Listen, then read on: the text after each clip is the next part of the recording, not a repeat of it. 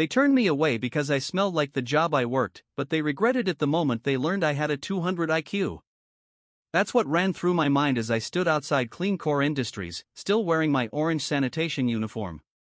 I'd spent 10 years riding the back of a garbage truck, solving complex equations on scrap paper during lunch breaks and memorizing engineering textbooks I found thrown out by people who never even opened them. I wasn't ashamed of the smell of trash as honest work. But apparently Clean Core didn't see it that way.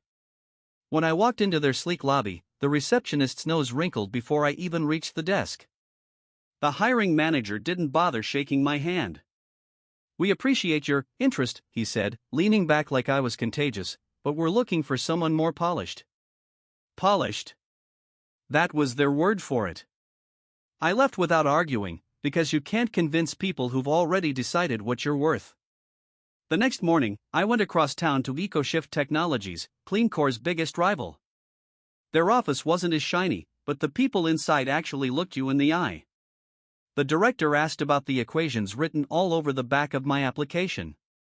"You solve complex route optimization problems on break?" she asked. "Helps the time pass," I replied.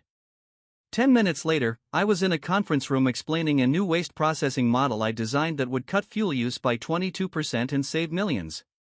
By the end of the week, they offered me a position as a systems engineer. A clean shirt, a real desk, and a salary that didn't make my head spin, though the work still reminded me of home. It didn't take long for Clean Core to hear they'd lost a breakthrough model to their competitor. The same manager who turned me away tried to reach. I didn't respond. Success doesn't need revenge, it just needs space to grow. And sometimes, the smartest thing a genius can do is let the world realize exactly who they underestimated.